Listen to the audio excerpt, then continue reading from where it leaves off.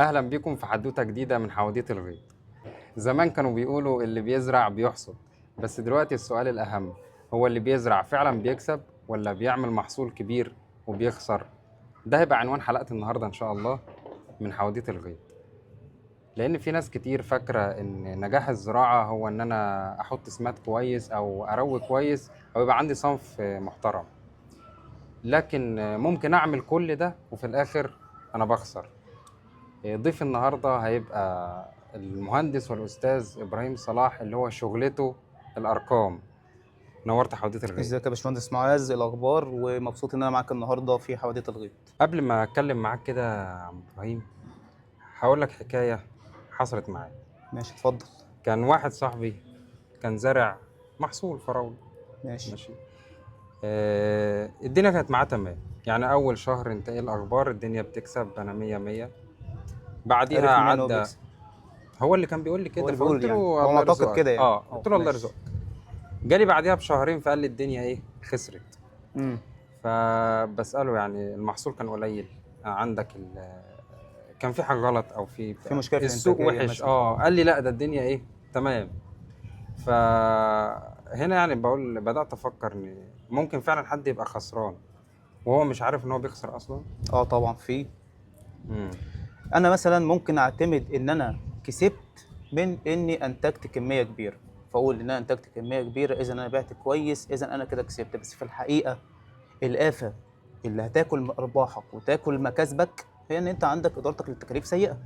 بمعنى انا هفرح بانتاج 20 طن للفدان، 25 30 طن للفدان، بس مع الاسف انا مكلف الضعف والضعفين، مع طبعا سعر السوق ده ممكن يخليك تخسر. طب انت تعرف ان انت بتكسب ولا بتخسر ازاي؟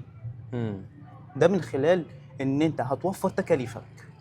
انا داخل سوق زراعي، السوق الزراعي ليه مخاطر مختلفة عن مثلا السوق التجاري او الصناعي او الكلام ده كله. السوق التجاري والصناعي الحمد لله يعني الدنيا فيها خفيفة شوية، انما الزراعي انا من اول ما باخد الارض لحد لما بجمع اخر حباية في الارض انا بجازف، انا المخاطرة بتاعتي عالية. فلازم علشان اقول انا بكسب ولا بخسر، اول حاجة انا مش عايز اكلف كتير عشان ما اعليش تكاليفي، فبالتالي هتاكل من ارباح، يا اما هتاكل من ارباح يا اما للاسف هتتسبب في ان اخسر. طب قبل ده كله انا عايزك تعرف جمهور حواديت الغيط مين تمام. هو ابراهيم صلاح. إبراهيم صلاح هو محاسب تكاليف شركة أي فارم. الشركة دي هي الشركة الصغرى لأجروتوبيا، تابعين للدكتور محمد فوزي حجاب. شركة رائدة في مجال زراعة وتسويق محصول الفراولة جوه مصر وبره مصر. ما شاء الله. ما شاء الله. اتخرجت من تجارة الأول ولا زراعة؟ لا، تجارة أنا عارف إن الأول. أنت واخد الكليتين. أنا خرجت تجارة الأول تقدير عام جيد جدا 2014. بعد كده أخدت دراسات عليا، حضرت دبلومة إدارة موارد بشرية برضه بتقدير جيد جدا 2017. 2024 حصلت على بكالوريوس الزراعة بتقدير عام جيد جدا برضه اخيرا، يعني ده لسه فريش ما شويه. شاء الله. اه. إيه اللي مخليك متخصص في حسابات عموما في الزراعة؟ يعني في دمجت الزراعه الاتنين إزاي مع بعض؟ هقول لحضرتك ازاي. اولا احنا في سوق كله زراعي، لو بصيت يمينك هتلاقي فراوله، لو بصيت شمالك هتلاقي موز، لو بصيت قدام هتلاقي فراوله، شويه فاصوليا شويه فراوله شويه. انت في سوق زراعي، يعني مم. مركز بدر مش صناعي. فانت السوق أكيد. بتاعك بيحكمك على انك هتتخصص في ايه. انا راجل طلعت في القاهره، مم. مش هدرس عمري فراوله ولا زراعه ولا كلام من ده، انا هدور أكيد على شغل المجال غير تجاري المجال. بالظبط. أه. انما هنا عشان اقوي نفسي في مجالي وفي تخصصي كان لازم اخد دراسات تساعدني، بالاضافه الى دراساتي الخاصه، البحث بتاعي ان انا بذاكر بطور من نفسي في تخصصي. اذا التخصص ابداع، فانت لازم عشان خاطر تتخصص صح تبقى فاهم مجالك صح. محاسبه التكاليف هي القلب النابض لاي شركه في مصر، سواء مم. زراعيه صناعيه تجاريه ايا كان نوع بقى الشركه. حلو فمحاسب أوي. التكاليف لازم يكون فاهم مجاله، ما مم. ينفعش مجرد فاهم محاسبه بس، لا، محاسبه والتخصص اللي انت شغال فيه، عشان تقدر تقول لي المعلومه الصح، تقول لي انا كده ماشي مظبوط ولا خد بالك، انا كده تكاليفي مظبوطه ولا خد بالك. يعني ده خليني أسألك حاجة، إن ممكن مزرعة تبقى إنتاجها عالي أوي ويكون هو بيخسر أصلا؟ طبعا.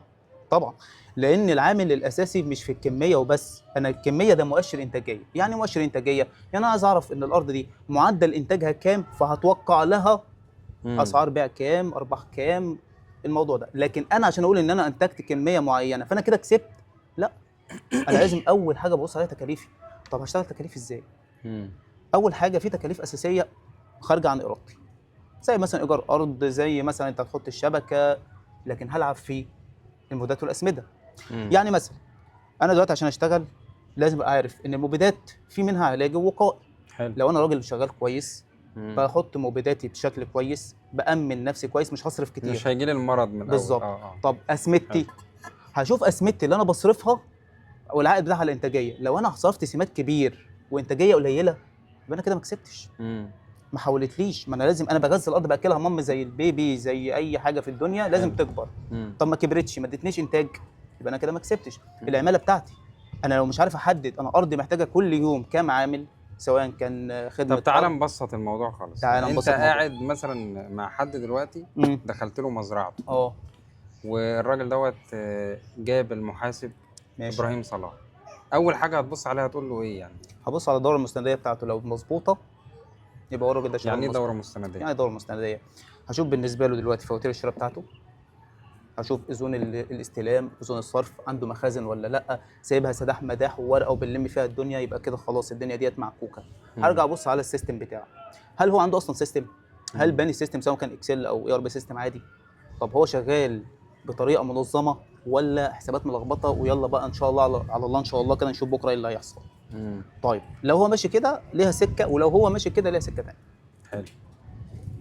يعني مثلا لو هو الراجل دلوقتي ماسك حسابات منتظمه، منظم حساباته، لا هنعرف نتعامل مع بعض. مم. ممكن نقول له بس شويه نصايح ازاي هتشتغل. لا، هو إزاي الراجل هتتعامل. اللي على الابيض. لا على الابيض يبقى لازم نبني له نظام. مم. ما ينفعش تسيبه، ما ينفعش تسيبه الراجل يشتري وليكن هو بيغذي اراضي وبيلم من الاراضي دي زرع. ناس كتير بتزرع وناس حلو. كتير بتلم وناس كتير بتزرع حلو. وتلم. مم. طيب اللي غذى الاراضي دي بيغذيها ايه؟ يا اما فلوس، يا اما اسمده، يا اما مبيدات، يا اما بلاستيك، يا اما ملش، بلاستيك، حاجات من دي. هنفترض فرضيه صغيره. مم. الراجل ده اشترى طن و100 كيلو ملش. حلو. حلو. وعايز يملش 10 فدان تقريبا. حلو. ماشي. هنتلاعب في الحدود تقريبا يعني. مم. طيب وهو بيغذي شويه بشويه، بيدي عند ده شويه عند ده شويه، اجمالا هو ملش 1000 كيلو. لو طن 10 طن، فدان. اتفضل معاه 100 كيلو، ما تغذوش على، ال 10 ما فدان. تحملوش على ال 10 فدان. طيب هيعرفها ازاي اذا كان هو اصلا مش ممسك حسابات منتظمه وما عندوش محاسب قوي يقول له خد بالك يعني احنا قصدك ممكن اشترينا، المصروف ده ما يتحسبش؟ ما يتحسبش اصلا، يبقى كده خسر يبقى عندي بطريقه غير تكلفه مباشره. عاليه بالظبط. وما خدتش بالي منها ما اصلا. خدتش بالي ومش هحاسب حد عليها. وانسى بقى، انت ما دام ما اتسجلتش خلاص الموضوع انتهى. طب ايه اللي هيحصل؟ هيكتشفها ازاي؟ انا مش ساحر، بس هقدر اقول لك ان لو عامل برنامج كويس ومعايا محاسب كويس وقوي، هقدر اعرف ان انا من خلال تحليل البياناتي ان انا صرفت ملش على الارض دي والارض دي والارض دي، متوسط الفدان في صرف الملش هنا متقارب مع هنا، متقارب مع هنا لا، اذا هنا لا. حلو.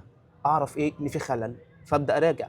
يا استاذ فلان احنا خلاص عملنا ستور مخزن بنحط عليه ونصرف منه، عندنا في المخزن فيه وليكن 100 كيلو 70 كيلو زياده ما أياً. تصرفوش. ما تصرفوش فعلا. فصاحب الارض او صاحب المشروع يعرف. يقول لك لا والله ده انا صرفتهم، تعالى نراجع كده، ده ارض فلان كانت منساه. ده مثال مش حصر طبعا، ان انت ممكن بطريقه غير مباشره تخسر، تخسر مصروف، تنسى بيان، عماله، ايا أكيد. كان.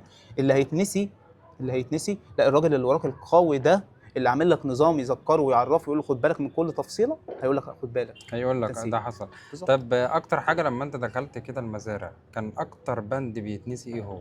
يعني مثلا او اللي بيتوه يعني عماله مثلا العماله ولا سولار ولا ميه ولا عايز اقول لحضرتك مع إيه؟ الاسف يعني معظم المصاريف بيتوه منها اجزاء. هي المشكله انها مش هتوه بالكليه، هتوه بالجزئيه. يعني مثلا انا ممكن اشتغل باخد مبيدات واسمده من محل 2 3 حلو، وان شاء الله هحاسبك اخر الموسم. طيب هيحصل ايه لو انت مش منظم ومش منضبط وعندك دوره قويه ومحاسب قوي او هيكلتك بحسابات قويه؟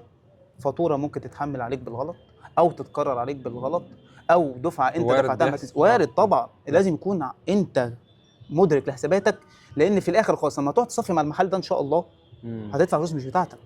خسرت. صح. خسرت. وسوء فكره ان انا بشتري منك تمام بدون ان انا اقعد اراجع معاك، يبقى انا كده انا اسف في الكلمه يعني صباعي تحت درس حضرتك. مش العكس، انا لازم يبقى عندي حساباتي وانت عندك حساباتك. لما يحصل ديفكت وخلل ما بيني وما بينك نقعد مع بعض ونشوف، هات فواتيرك، هات فواتير ده فاتوره. وحصلت معايا، شفت بعيني ازاي شخص عمال يتكلم يقول لي والله يا فندم احنا لينا دفعه عند شخص ما. حلو. قلت قلت له كلام جميل، الدفعه ديت متسقطه من الحسابات. قلت له طب سهله، تعالى نشوف دورتكم شغاله ازاي، ونشوف هل الفلوس اللي انت بتتكلم عليها اللي ساقطه من عنده دي او ساقطه من عند حضرتك دي موجوده فعلا ولا لا. ماشي. ماشي. طبعا جردنا الايصالات، جردنا التحويلات، اكتشفنا من الاخر كده ان الدفعه دي مش بتاعتك، بتاعت واحد تاني. ده يعني انا اسف، ده حصل حقيقي؟ حصل حقيقي والله، حصل حقيقي. اسوأ وادل مم. ان انت تنزل فلوس بدل ما تنزلها وبرضه هو تنزلها تاني. مش قاصد ان هو مش يعمل قاصد، كده، هو هو ما فيش حد قاصد غصب انه يعني. يغلط. اه. خلينا نكون صريحين مم. وواقعيين، ما فيش محاسب او حتى صاحب مال في نيته انه يغلط. هي مم. القصه كلها بتبقى خارجه عن اللخبطه. ارادتك، امكانيات فرق، مم. اتنست، ضغط شغل. مم. برضه الفراوله من المحاصيل اللي فيها بيك جامده قوي. وشها كتير. وشها ايوه. كتير. تلاقي حضرتك شغال النهارده تمام، عندك عماله، عندك جمع، عندك رش، عندك يوميا 7 شهور ولا وكله بقى حاجه. بيشتغل بقى ايه، 7 صنايع فيها. عايز الم الارض، عايز امع، عايز اودي دلوقتي، عايز اجمد، عايز اصدر. صح صح.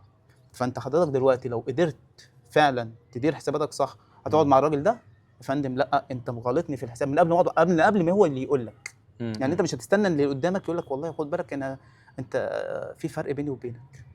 حلو. انت كاتب لي في دفتر كلام جميل والله، مفيش مشكله، بس في الاخر الدفتر ده مش هيفيدك. صح. مش هيفيدك امتى؟ لما يبقى عندك كم حسابات كبيره، المطلوب منك ان انت تدمج ما بينهم وتطلع نتيجه. نتيجه سواء كانت ارصده للموردين، ارصده للعملاء، تحليل لبياناتك، انتاجيه الفدان، متوسط مصروف الفدان، ومتوسط مصروفات الفدان نفسها. وفي الاخر تقدر تحدد حاجه حلوه قوي، ايه هي؟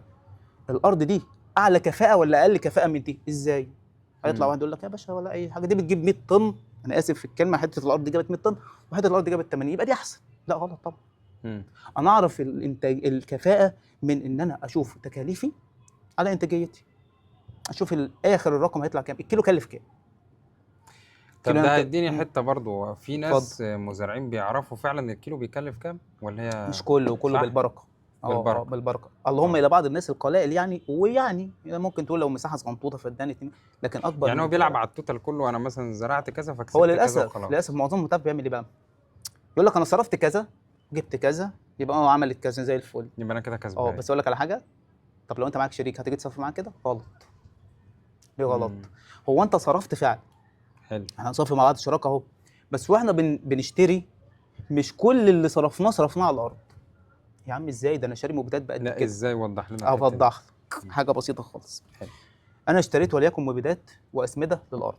ماشي. تمام، صنفين مثلا، فاللي اشتريتهم حطيتهم في اوضه عندي. حلو. انا كده كلفت الارض؟ لا. لا، ليه؟ لسه ما صرفتش على الارض. قادر ارجعهم الصبح. ماشي. ما بقوش عليا، انا حطيت في مخزن. بالظبط. طب انا حطيتهم في المخزن عشان تبقى البضاعه عندي. حلو. وابدا ايه؟ اغذي الارض واسمدها بقى وارشها واحدة واصرف عليها، اكلف عليها. طيب اللي انا حطيته في المخزن عندي ده صرفت وليكن نصه، اتفضل نصه. وجيت في نهايه الموسم قلت يا ولد يا ابراهيم، بدل ما ارجعهم للراجل النهارده بسعر النهارده الدنيا بتغلى، خليهم امانا عندي للموسم الجديد. حلو. كلفها على الارض. لا بس انت صرفت فلوسهم صح. حلو. هتحاسب عليهم الشريك؟ المفروض. لا، المفروض ده دلوقتي لما تيجي تقول انا دلوقتي عندي البضاعه دي موجوده، ما اتكلفتش على الارض، لو انا صرفت فلوسها بتاعتي تبقى كل حاجه انا حر فيها، انما الشريك ملوش فيها. هو ماله مال اللي عندك ده يروح بيع الصبح بقى، بس انت اللي ليك ايه؟ الصافي اللي اندفع لمين؟ لمحل المبيدات وتكلف على الارض. يبقى كده محتاجين فعلا الشريك ده بالذات محتاج محاسب. الشريك محتاج محاسب. ده اهم حاجه. كل حد شغال في مشروع متعدد او مشروع اكبر من فكره ان انا حته فدان، وحتى لو فدان واتنين والله ممكن يحتاج، بس على كله على قدره. يعني ايه؟ في ناس بتشتغل فريلانسنج، بتشتغل حر، فيعمل ايه؟ يا فندم ادي كل يوم ادي اللي انا عملته، خده عندك حطه في المطبخ اطبخه وقول لي وصلنا لفين. هيقول له ايه بقى؟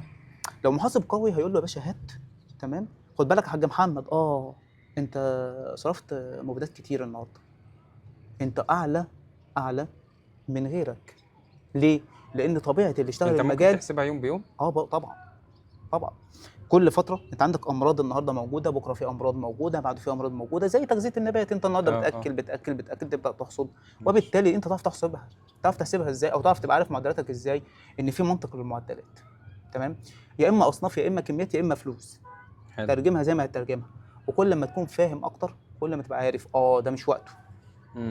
يا نهار ابيض، ده حصل حاجه بيسموها دروب، مضطر اصرف ومضطر وبتلم وبتاع، فتبقى الارض خسرانه. هل هي خسرانه ومتحمله زياده عشان الارض فيها حاجه غلط؟ او علشان خاطر مثلا ده الطبيعي؟ لا طبعا. لا في دروب حصل ممكن يكون بسببي انا ما راعيتش الارض في وقت ما، فسبت الاصابه تتفاقم. ممكن الجو ذات نفسه الجو هو اللي عمل نفسه كده. غصب عني. وارد. طيب اسمده، صرفت اسمده، تمام، انتجت لي كميه من الارض الثانيه اللي صرفت اسمده، انتجت لي كميه اكتر. فانت دلوقتي في عوامل في ايدك تتحكم فيها، وعوامل مش في ايدك تتحكم فيها. سواء كنت فدان 2 10 20 50 بتلم بتعمل، لازم تبقى فاهم ان انت طول ما انت ماشي ده بركه ربنا كل حاجه، وكلنا شغالين يعني، وهي اصلا في الاخر نبات في الارض وبيطلع وبيطرح وانت ونصيبك. صح. بس انت لازم وانت ماشي بتحاول تهدي الدنيا شويه. بشتغلها بيزنس اكتر عشان اعرف اكسب. بالظبط، ما هو لازم اشتغل بيزنس. انا لو اشتغلتها كراجل كده يعني ماشيه بالبركه، يعني هفضل ماشي بالبركه زي ما انا. عشان كده في ناس بتزرع بقالها فترة كبيرة قوي وماشيين بالبركة فعلا كده، ما نجحوش او ما عملوش كيان كبير لنفسهم. بدون ذكر اسماء، عندك مثلا اسماء كتير ما نجحتش، وعندك واحد زي الدكتور محمد فوزي حجاج ما شاء الله بدأ بكام ووصل لفين. ليه؟ لأن الراجل ده بيشتغل حسابات. بيزنس، مش بيشتغل بيزنس. ويوم ما اتكلم قال لك ايه؟ قال لك انا اول حاجه فكرت فيها حسابات. قال لك فكرت في، وكامل الاحترام طبعا لاي حاجه في المنظومه، من طبعا. اول الغفير اللي على الارض لحد العميل اللي بره، كلهم لهم لان انت هي دايره واحده. بس في الاخر الراجل قال لك انا مش هعرف اشتغل من غير ما يبقى عندي حسابات قويه. فقدر ينظم نفسه، قدر ينجح من وليكن 10% نمو الى ممكن 300% واكتر كمان، ما شاء والخطه الله. مكمله. ليه؟ لانه عنده ادراك ان انا طول ما انا عارف تحليل بياناتي، معايا حسابات كويسه، عارف ان الارض دي النهارده هاخدها بكره مش هاخدها، انتاجيتها مش كويسه، معامل الربح بتاعها مش كويس، معامل التكلفه عندي عالي فيها، مش محتاج الارض دي، اصاباتها كتير كانت في الموسم، استهلكت مني بقى في اسمده. حد عنده بيحسب الكوست او بالظبط، التكاليف بتاعته وبيقول له بالظبط، ويحلل بيانات. وحل بيانات. يعني ايه تحليل بيانات؟ يعني من الاخر كده بضرب لك كل الارقام دي في الخلاط واديك نتيجه. انا بديك نتيجه ليه؟ عشان تاخد قرار. هنا لما نيجي نقول مثلا محاسب تكاليف، هو محاسب التكاليف ليه هو اقوى محاسب في اي منظومه في العالم كله؟ لان هو اللي بيديك القرار. هو اللي بياخد كل الارقام دي يطبخها عنده، تمام، يقول لك يعني لو احنا شركه صناعيه هو اللي هيقول لك هتسعر بكام.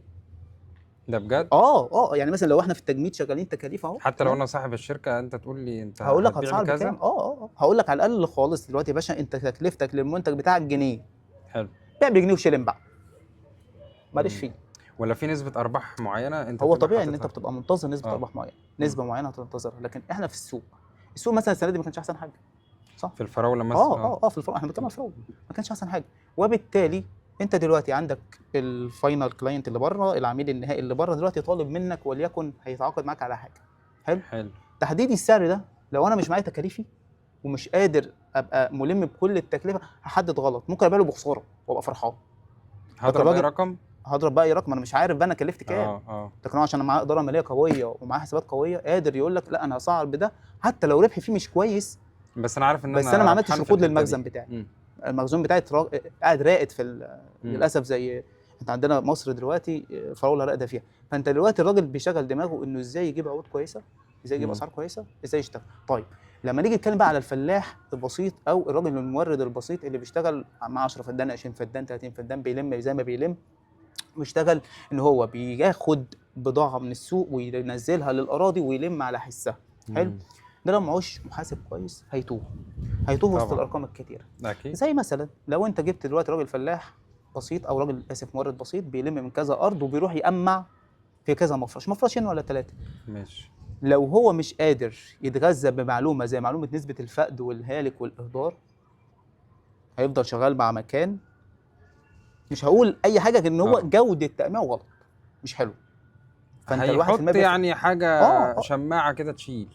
1% بفلوس، صح.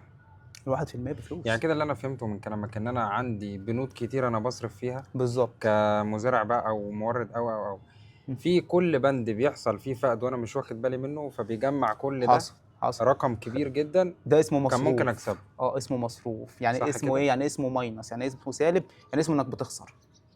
ما انا كل جنيه بكسبه، تمام، مش لازم ان انا ببيع فبكسب، ده انا بوفر فببيع فبكسب. التوفير ممكن يبقى التوفير اساسي في كل حاجه. اي ترشيد نفقات في اي حته. يعني هي من الاخر كده الحسابات دي او اداره الحسابات هو انت بتوفر له او ما بتخسروش. بالظبط. فده بيبقى بالنسبه له مكسب. طبعا. خلينا نقول ان احنا نبيع القطعه دي ب 10 جنيه، مكلفاني انا 8، مكلفاك انت 6، مين اللي كسب؟ لا ابو 6 طبعا. ليه؟ عشان انا كلفت انت عندك 6 انا مكلف عندي 8. مم. بس سعر البيع النهائي ايه؟ واحد. واحد بالظبط. صح. وحتى لو نفس الانتاجيه، انت انتجت 10 قطع وانا انتجت 10 قطع، مم. ونخش بقى في مضاربه ما بين لو انت انتجت كتير وبعت وكلفت قليل وانا انتجت قليل وبعت مم. وكلفت نخش بقى في الحته مين افضل دي. ولكن في العموم لو حددنا سعر بيع واحد وانتاجيه واحده، مين اللي تكاليفه اقل؟ مم. دي اول حاجه هنبص تقدر عليها. تشتغل على ده، على آه. مزارع ولا على مفارش ولا على على كله، انت ثلاجات عايز تشتغل على كله. مم. كله. هي دلوقتي بقى السوق الكبير بتاعك سوق عالمي. انت شغال في الفراوله، شوف كام فدان فراوله مزروعه وشوف كام طن بيطلع. مم. انا عايز اقول لحضرتك ايه، ان مفيش بيت في مصر في اسف في مركز بدر مثلا الا وشغال في الفراوله. يا ده اما أكيد. بيقمع، يا اما شغال حسابات، يا اما شغال مشرف، يا اما شغال مهندس، يا اما شغال مبيدات واسمده، بلد يا اما زراعي يا اما جنب منه جاره زرع فراوله. صح. فانت اصلا سوقك فراوله بدايه من اول ما تقرر تزرع لحد ما تقرر تصدر. مم. وكل اللي بينهم حلقه، وكل حلقه محتاجه اداره كويسه.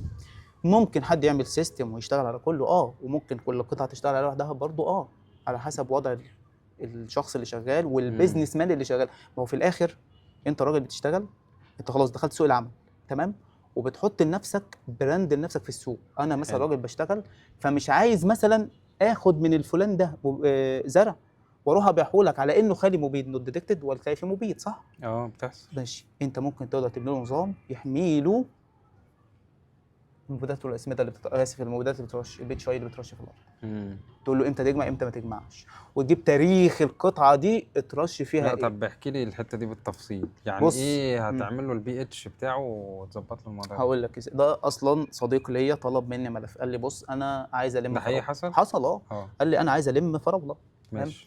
بس خايف من المبيدات بصراحه. حلو. قلت له مفيش عايز بي مشكله اتش اي خالص. زيرو. كلمته على السيستم الدكتور محمد عامله عبقري جدا جدا. يجيب لك تاريخ الارض والمبيدات والمبيدات اللي اترشت فيها والتاريخ الجمع امتى، وهل اجمع منها، لا يا باشا بروهيبتد ما تجمعش، لا نوت ديتكتد اجمع يا باشا وبيع خالي مبيد بسعره تمام. طيب فالسيستم ده عبقري. فقلت له بص انا هعمل لك حاجه زي الاكسل ماشي. تقدر تشتغل بيها. مم. طيب قال لي ازاي؟ قلت له هعمل لك تكويد للاراضي، حلو. وهعمل لك جنب تكويد الاراضي الحاله بتاعه القطعه تجمع ولا ما تجمعش، ايه وضعها، وهعمل لك يوميه تحط فيها المبيدات والاسمده، المبيدات بتاعتك اسف اللي هو برضه بيرشها. اللي بتترش، وتاريخها، وكمان ايه المادتين الاساسيين اللي فيها عشان تبقى عارف المواد لو جات الفعالة لك بتاعتها بالظبط كمان. لو جالي حلو. ماده في القطعه دي مش بتاعتي بنيته وعملته له واديته له واشتغل بيه وتنفذ. وشكرني جدا. ده شكرني جدا لانه قال لي في مره انا اتحميت بسببه. قلت له ازاي اتحميت بسببه؟ ازاي؟ قال لي بص يا عم ابراهيم انا جالي خصم 10 طن تقريبا تمام، خصم مبلغ محترم فيه. ليه؟ قال لي اللوت ده بتاع يا باشا طلع فيه مبيد. قلت له طلع فيه مبيد؟ قال له قلت له طب ماشي خلاص يبقى قدر الله وقدره بقى وبتاع. قال لا ما انا شفت ومعاه الاراضي اللي الحسابات جامع بقى. فيها اليوم ده، لقيت ان الماده دي اصلا ما مش اترشتش موجودة. في الفتره دي ولا اترشت اوفرول. يا نهار ابيض ولا اي حاجه.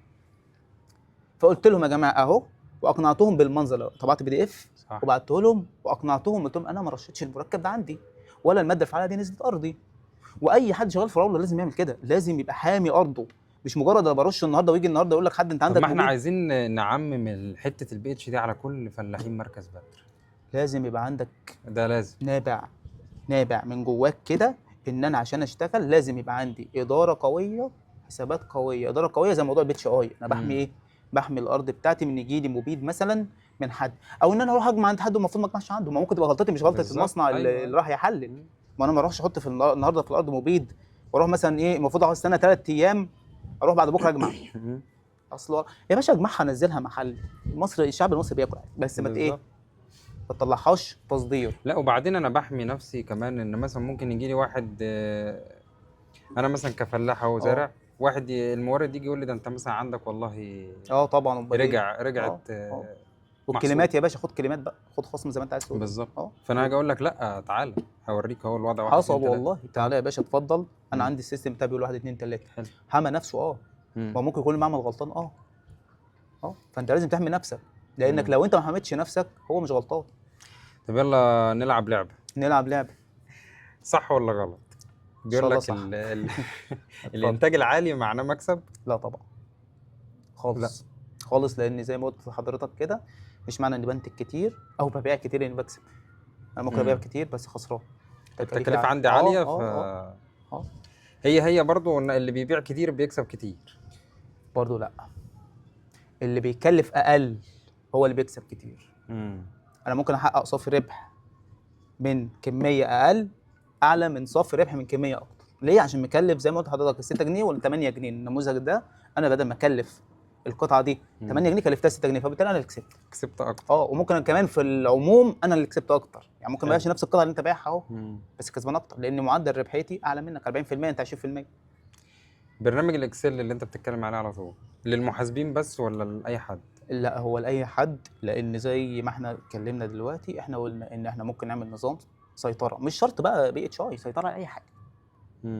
اي حاجه زي الاتش ار، عايز تعمل حضور وانصراف اكسل، زي عاوز تعمل سيستم لاي حاجه. اللي فاهم. سيستم مخزن اكسل. صح ولا غلط؟ بيقول لك انا حافظ حساباتي في دماغي. واحد فلاح قال لك دي اكبر غلطه والله انا شفتها بنفسي. راجل تمام مع كامل احترامي ليه يعني، لقيته بيقول لي يا باشا انا حافظ كل حاجه كله في دماغي وبكتب كل حاجه ماشي وببعت كل حاجه. حلو، يبقى انا استفدت ايه؟ مش عايزك كمحاسب. اقول لك على حاجه. تمام، طيب هو نفس الشخص تمام، فلوس نسيها. ده اكيد. ازاي؟ اصل انا فاكر ان انا اديت لك مثلا 10000 10000. حلو، طب ما انت كاتب في دفترك 10000 واحده بس. عارف زمان كان يقول لك هو انا مخ دفتر؟ لا مفيش مخ دفتر دي، مفيش الكلام ده والله ابدا. وبالعكس كمان ده انت ممكن تقع في مشاكل كبيره. يعني انت معلش انا اسف، لو انت حساباتك في دماغك وقالب مخك دفتر، وهو طبعا مخك مش دفتر ولا حاجه، لما تيجي نقعد مع بعض كده نصفي حساباتنا بيروح في النص. والله العظيم من لسان ناس كتير بيقول لك انا بسيب كتير. ليه بيسيب كتير؟ لانه مش متمكن قوي. هو لو ماشي بنظام فعلا محاسب مظبوط خلاص مش هيسيب. لا، وفي كمان بقى في يقول لك انا ما دام ما خسرتش تمام، يعني انا وليكن مثلا بعت ال 100000 او 120000 ومكلف 100000 فانا كسبان 20. حلو، ما دام ما خسرتش الحمد لله. بس حبيبي انت كنت هتكسب 30 مثلا وحقك وكسبانهم، بس انت سبت نفسك تروح في سكه اللي هو ايه يا باشا الحمد لله كسبانه مش خسرانه. هو ما تدور على حقك ودور على حقك وافهم، مش عيب. يعني انت هتبقى مبسوط لما تطلع فلوس ببلاش لحد تاني؟ طبعا لا. صح ولا غلط؟ لو السوق كويس كل الناس هتكسب. لا، نرجع بقى لفكره الانتاجيه والتكاليف. يعني برضه حتى لو سوق ولا حسن ضاع، هي دايره واحده. بص حضرتك دلوقتي يا فرحتي بسوق حلو. طب ما اقول لك على حاجه، الموسم اللي فات ده الناس زعلت صح؟ طب اللي قبله كتير الناس كلها كانت مرضيه ولا في ناس زعلت؟ في مصر في مركز بدر كله في ناس زعلت عادي جدا. ارضه انضربت وكانت حالتها قرب وبتاع، وصل لي عادي جدا. اللي زرع فدانين وثلاثه وخمسه واربعه في ناس زعلت كتير، بس المكسب العام غطى عليهم. عايز اسالك سؤال، ليه اللي بيزرع فدان او نص فدان ده هو اللي ضايع؟ لان هو مش معتمد على اي حاجه في الدنيا، هو ماشي يعني ده اللي تحسه ما بيكسبش. ده اللي تعرف ممكن بيدور عليه. يقول لك يا باشا انا العامل اللي هينزل الارض دي اهو انا وعيالي وشكرا، وشكرا. هو مش واخدها تجاره، هو واخدها بيمشي نفسه. يعني ممكن فدان ده لو هو شغاله بيزنس صح يبقى 5 و10 و20 بعد كده. ده ممكن ده صح. انت لو اشتغلت فدان كويس ورعيته كويس وادارته كويس ممكن يتحول بعد كده معاك لعدد افدنه اكبر، لبيزنس تاني اصلا، لمرحله ثالثه خالص. مش شرط كمان تفضل في نفس ذات المجال، يعني انت ممكن تسوق بعد كده. ده التسويق اهم حاجه. يعني انت التسويق بسم الله الرحمن الرحيم، في بضاعه وفي سوق وفي كل حاجه، بس ما فيش تسويق كويس. صفر طبعا. بس خلاص انت لو الفدان بتاعك مسوقه كويس شغله كويس. زمان انا فاكر سمعت كده حلقه في كان سر الارض او حاجه زي كده، حوادث الغيط سابقا يعني. المهم الراجل ده فعلا بيتكلم، قال لك انا دلوقتي عاوز اتجوز البيت ومش عارف ايه وبتاع وبزرع زرعه. كان ساعتها بقى زراعات المحاصيل قال له طب ما تزرع ساعتها او تقريبا نباتات طبيه او حاجه زي كده. وقال له هتحصد من الفدان كذا كذا كذا. هي الفكره كلها تسويق، هي نفس المساحه بالظبط اتزرع، بس الفكره في التسويق. لو انا دلوقتي شغال بزرع فدان وعايز اكبر، انما لو انا هو الرضا طبعا ده الاساس، هي اول خطوه في الحياه الرضا. الحمد لله ما ببصش على رزق غيري ابدا، الله يبارك له في رزقه ولا ليه دعوه بيه، الله اعلم بظروفه ودنيته هو شايف ايه وعايش ايه. بس ابص واقول الحمد لله وابدا ابص على بكره، انا هشتغل ايه بكره؟ انا هفضل في الفدان ولا عايز اكبر؟ هفضل في نفس التخصص بزرع بس وبتحمل كل المخاطر لوحدي، ولا اخش تسويق؟ سواء تجميع تجهيز في تسويق كبير قوي، ده انت في ناس بتسوق وافكارها بتوصل المجال لدرجه مفتوح كبيره، بدرجة مجال كبيرة مفتوح جدا. جدا مم. جدا، مش مجرد بس تصدير فراوده. طيب خلينا اسالك سؤال بقى، خش شويه في الاكسل. ايه نخش بقى في سر الإكسل. حب ابراهيم صلاح للاكسل؟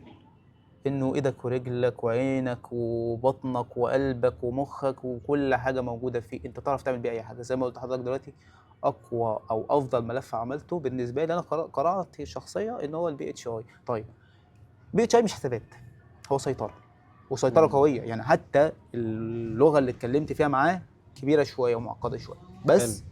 قدرنا نعمله والحمد لله وكوناه واتطبق على ارض الواقع وزي الفل. مم. طيب الاكسل مش مجرد برنامج معاك، انا ممكن يبقى عندي شركه فيها اي ار بي سيستم مستقل بذاته، صح؟ حاضر. طب يا فرحتي بقى ان نفقد نقطه من قوتي وهي دقه ادخال البيانات. يعني بمعنى لو انا الكلمه بتاعتي انا في دفعه لفلان راحت لفلان، انا ضعيف، دي مشكله. صح؟ انا كده ضعيف، ما انا خدت فلوسك اديتها لحد تاني. لكن لما ابقى عندي اكسل واعمل بعد كده كومبليشن ومطابقه ما بين الاكسل والسيستم بتاعي، ويقول لي فين الاخطاء، فين المشاكل، انت عندك ايه غلط ايه صح، ساعتها بقى انا اطمنت ان حساباتي مظبوطه. وانا لو لقيت خطا هرجع للمستند اللي معايا، الايصال، بالظبط. الرساله اللي على الواتساب اللي مبعوتها لي، أيوة. الريسيت اللي مبعوت، واشوف شغلي ايه. مم. مظبوط، اه مظبوط، هعدل على المظبوط، مظبوط اه مظبوط، هعدل على المظبوط، والاثنين لازم يتساووا في الاخر. الاكسل مش مجرد بس جدولين بيتعملوا، للاسف بشوف حاجات ناس بتعملها غريبه. في ناس مفكراه جداول، هو يعني جدولين، جدول. انا بعمل جدولين شكرا الحمد لله. الله صح أكبر. كده. اه. وتلاقي وتيجي تتكلم معاه ويحسسك ان هو بص يا باشا انا راجل خبره 20 سنه حسابات. مم. حسابات طب انت على ارض الواقع حضرتك بتشتغل من 8 صباحا ل 4، بينما غيرك قوي جدا بيشتغل من 8 صباحا ل 10 ويقعد يراجع ويدي تقارير الساعه 12 الظهر، الدنيا زي الفل وما تعبش زيك. يعني انت بالظبط. بتتعب وانت معتقد ان انت كده جامد، لا، مم. الدنيا بتتطور. حلو. ولازم كله يتطور، كله لازم يطور من نفسه. الاكسل ده بحر كبير. بحر كبير. مم. بدات تدي كورسات اللي انا الحمد عرفت. لله حصل. ايه الحكايه جت منين؟ بص في الاول هو القصه بدات ان في ناس كلموني، تمام، في دكتور حبيبي صاحب مستشفى البسمه الدكتور بهاء، مم. ورشحني لسنتر في السادات ان انا ادي كورسات. طبعا ما توفقتش بس بسبب الموسم وضغط الموسم، ما توفقناش ساعتها واهملت الموضوع شويه. قلت خلاص يعني الفكره انا مش راجل بدرس، انا راجل الحمد لله، يعني انا شاطر في مجالي بس مش هدرس يعني. انت عبقري يا عبقري. الحمد لله يعني انا يعني الواحد بشهادة ناس كتير. بيعرف يسرح بخياله في حاجات كتير يعني. حلو. بس فلحد ما كلمني مجموعه شباب قالوا لي احنا عايزين نتعلم. مم. انا كنت مأجل كورسات للصيف، سبحان الله دول كلموني عايزين يتعلموا فعلا. قلت لهم خلاص، شفت السنتر وشفت المكان، بدأت ناس شغالين فعليا ولا شغالين فعليا، عايزين بقى يتعلموا، عايزين يتطوروا مم. بطريقه او باخرى. هم وصلوا لي، حلو. انا ما اعرفهمش، هم بطريقه او باخرى لقيت لك الناس بتتواصل معايا عن طريق ناس بقى، عن طريق معرفه، مش عارف. حلو. فقررت ان انا هشوف مكان، ظبطت المكان، شفت المكان، عملت الاعلان ليه. مم. ومن هنا لقيت الناس بترحب جدا وبتقبل جدا، وللاسف يعني ايه، الواحد يتمنى ان هو يلبي رغبات الناس دي كلها. ان شاء الله. الناس طول ما النية حابه حلوة تتعلم. خلاص. مم. يعني حتى الجروب اللي معايا دلوقتي مميز جدا في كل النماذج اللي انا كنت اتمنى تكون موجوده. مم. فيها صاحب العمل اللي عاوز يتطور، فيها اللي هو لسه بادئ وعاوز يفهم الدنيا، فيها الشباب اللي شغال وعايز يتطور، مم. فيها اللي بره المجال وعاوز ياخد افكار يطبقها في مجال تاني خالص. ففيها كل النماذج والفورمز الموجوده اللي تقدر تقول عليها هي دي النماذج اللي انت تشتغل معاها. يعني انت عايزين بالفعل يتطوروا. بدأت. بدات فعلا. بدأت وما شاء الله بيتطوروا جدا، يعني بيتطوروا جدا. واللي بيعجبني فيهم انهم عايزين يتعلموا، وانا بحب النموذج ده. بره موضوع انت القصه مش قصه ان انا داخل تحقق ارباح، لا، انت لما تيجي تقول لي اشتغل كده، قبل ما تفكر في ربحيه انت بتفكر في ان انت بتقدم خدمه ليه هو شخصيا، وللارض وللمزارع وللمورد تعمل وللشركات قيمة كمان. او فاليو للموضوع. يا اخي ده انا بدور دلوقتي يا استاذ معاذ اني اوفر محاسب قوي للسوق، بما فيهم انا، يعني بما فيهم انا السوق بتاعي. يعني انا عايز ادور على محاسبين اقوياء، تمام، ما نعانيش في ان احنا نلاقي محاسب قوي، ما نعانيش ان نلاقي محاسب فاكر نفسه قوي. دلوقتي بنعاني صح؟ بنعاني جدا، مش لاقيين جدا. عارف اللي بيقول لك السوق شحح بجد والله. وممكن يكون هو خامه حلوه على فكره وشخصيا كويس ودقيق جدا، بس للاسف محتاج بس يظبط بعض الافكار في دماغه. يعني ممكن يكون محاسب قوي جدا ويقدر يعمل اكتر من كده بكتير، يقدر يوفر لنفسه شغله ويقدر يوفر لنفسه شغل حر، ياخد مورد واثنين ويشتغلهم سواء بالزياره او على الواتساب ايا كان، او حتى يشتغل معاه من بعد شغله لحد بالليل، مفيش مشكله.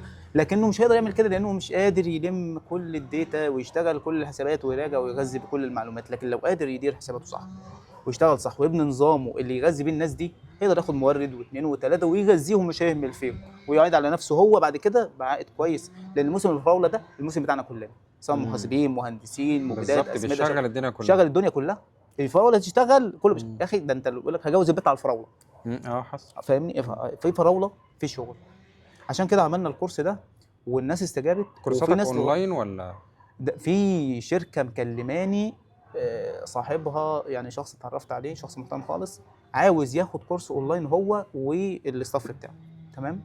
ان شاء الله قريب هنحدد موعد ليه، انا مش مهمله خالص ومش ناسيه، وهتواصل معاه ونديله ان شاء الله كورس اونلاين بحيث ان هو يتناسب. وفي ناس كتيره طلبت مني الكورس ده ومالهاش في الفراوله. يعني عايز اقول لحضرتك مثلا ان في ناس اتواصلت معايا ممكن من المنيا، ممكن من الصعيد، ما لهمش علاقه اصلا بالفراوله، بس عايزين يتعلموا الفكره بتاعت ازاي ابني ملف وازاي اطبقه، وازاي اعمل مطابقه، ازاي اطلع تقرير، ازاي اعمل تحليل. هم حابين يتعلموا. ما هيزود له في الشغل، هيزود له في شغله وفي كل حاجه.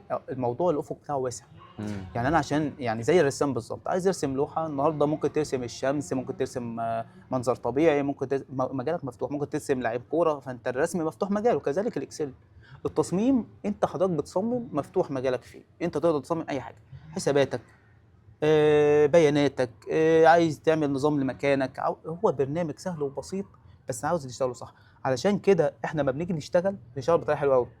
ايه بقى؟ خير الكلام ما قل ودل. ما ينفعش اجيب بني ادم اقول له تعالى في 513 داله بتكتبهم وبتدمجهم، اقول لك تعالى خدهم واتكل على الله. مش هفهم حاجه طبعا. لا. انا عندي داله بحثيه قويه جدا اشتغل بيها، عندي داله جمعيه قويه جدا اشتغل بيها، لكن مش هشتغل بكل الدوائر. بمعنى انا مش هخليك تحفظ، هخليك تفهم. افهم الاول وبعد كده هو هيعرف يعمل حاجه. بالظبط. افهم الاول وبعد كده اشتغل. افهم الاول وبعد كده زود. اول ما فهمت تبني نظامك ازاي وتربطه ازاي وتحميه ازاي، لانك انت في الاول وفي الاخر انت الدرع اللي بيحمي حسابات الناس دي. انت اللي بتحميهم. هو ما يعرفش حاجه، هو بيشتغل ويبعت لك او الحاجه تحت ايدك، انت اللي بتقول له انت صح ولا غلط، فمعلش يروحوا في ايدك، فلازم بالزبط. تكون انت الحمايه ليه، هو بيحميك. انت كمحاسب بتحميه، فلازم تحميه صح. فعشان كده احنا بنبني النظام مع بعض، نشتغل مع بعض من الاول للاخر بطريقه مهنيه وليست اكاديميه. انا مش هقعد اشرح لك تفاصيل كتير اوجع دماغك، انا اشرح لك ايه هو المطلوب مختصر المفيد. بالظبط. بالظبط. وتعلمه صح. وتعلمه صح. انا اهم حاجه عندي ان هم يطلعوا متعلمين. يطلع متعلم. انا مش هطلع مبسوط ابدا لما يكون الجروب اللي معايا مش متعلم. يعني في ناس بتجيلك هي اساسا فاهمه اكسل، في شويه فاهمين تمام وفي شويه مش فاهمين. بس حتى اللي فاهمين هم شغالين بالطريقه الكلاسيكيه بحته، يعني ايه، ولسه بتتطور. والسيشن اللي فات عجبني شاب معايا تمام، عمل حاجه حلوه قوي. انا محدد هشتغل انهي دوال بالظبط وانهي ادوات. فجيت كده تحت لحظه كده اكمني معانا واحد عاوز يتعلم مخازن، فاديت له حته اللي هو ايه، انا هخليك مثلا تقدر تفصل ما بين كل مخزن والتاني. لو المخزن ده فيه بضاعه والمخزن ده فيه بضاعه، تفرق ما بين البضاعه دي والبضاعه دي. يعني مثلا قلنا المخزن ده فيه بضاعه الف ب ج وده فيه د ه واو مثلا، يبقى لما اختار المخزن واحد يجيب لي بضاعته، ولما اختار المخزن اثنين يجيب لي بضاعته. لقيت لك الولد قام مطلع النوته وقام كاتب. كتب وسجل. الواد عجبني في كده. هو عايز، مع انه قلت لهم يا جماعه دي ايه، دي كده ايه يعني، ممكن ما نركزش فيها قوي دلوقتي. لقيته سجل. اهتم. طيب انا عندي اخر سؤال. اتفضل. ولو جاوبت عليه ان شاء الله يبقى الحلقه دي بالنسبه لنا نجحت نجاح كبير قوي. ماشي، تحت امر حضرتك.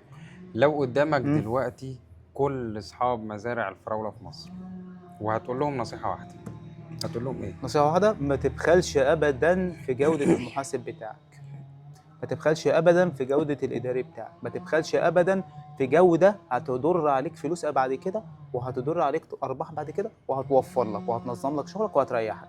وبالتالي هنصح برضو نصيحه مقابله لمين؟ للشباب. الشباب اللي عاوز يتعلم ويطور من نفسه ايا كان التخصص اللي حضرتك عايز تخشه. انت شوف التخصص الاول، انا عايز اشتغل في الفراوله، خد كورسات فراوله، خد كورسات اكسل تشتغل في الحته دي. لا، ده انا عايز اشتغل في حاجه ليها علاقه بمكاتب المحاسبه او بمحاسب قانوني، يبقى دور على مكانك واتجاهك وتشتغل فيه. انت عايز تشتغل فراوله، تعالى هنتعلم وهنشوف افكار جديده تسهل عليك شغلك وتعمل لك اسم. تمام. ونعمل اعلان ان انا معايا محاسبين اقوياء. انا بسم الله ما شاء الله شويه اللي معايا دول شويه اقوياء جدا. الناس دول يستاهلوا فعلا ان هم يتسوقوا، وبالتالي هعمل اعلان ان شاء الله في اول 8 انا معايا محاسبيني، الناس ديت جاهزه للشغل تنزل عند اي حد. طب لو حضرتك معاك محاسب كصاحب عمل او صاحب مزرعه او مورد، معاك محاسب كويس ومحترم وكفاءه، انا لو مكانك مش هبخل فيه ان انا اعلمه عشان ده بتاعي. يا حلو. فندم انت روح اتعلم على حساب انا. ليه؟ هيفيدك انت، هيحلل لك انت، هيشتغل لك انت، هيظبط لك شغلك انت، لانه راجل محترم. احنا مش بنقول الناس وحشه، بالعكس كله ما شاء الله، يعني في ناس كويسه جدا، بس يا ولده مش عارفين، مش عارفين يشتغلوا. بس انت حطهم على الطريق هم هيشتغلوا، هاتهم لي انا هحطهم لك على الطريق حلو وهتبقى مبسوط الكلام. جدا. بس حلو الكلام. شرفت ان انا كنت معاك يا باشمهندس معاذ النهارده. شكرا. دي كانت حكاية جديدة من حواديت الغيط، وعرفنا النهاردة إن الزراعة مش بس أرض وسماد وري، الزراعة طلعت كمان أرقام، صح. وإن أي غلطة في الأرقام دي ممكن تضيع لنا المحصول كله. أنا مظبوط. بشكر المهندس والمحاسب والأستاذ حبيبي إبراهيم صلاح، والله بشكرك. انا اللي بشكرك ومبسوط اني كنت معاك النهارده حبيبي. في حواديت الغيط، شكرا. وان شاء الله مش اخر مره. إن شاء الله تمام؟ حلقة ان تعجب شاء الناس الله، بإذن وان شاء الله الله. الناس بإذن تستفيد، الله. واتمنى الناس فعلا تستفيد إن شاء وتاخد الله. خطوه نحو التطوير وتطور من نفسها، إن وزي شاء ما احنا بنطور برضه من نفسنا على فكره، مش عيبه يعني. إن شاء الله، ويبقى لنا لقاءات تانية ان بإذن شاء الله الله معاك باشمهندس بإذن معاذ. الله، وتبقى كده في نجاحات تانية كبيرة إن شاء الله. ان شاء الله إن باشمهندس شاء الله. معاذ، اتشرفت بيك جدا. شكرا لكم وأشوفكم في حلقة جديدة. السلام السلام عليكم.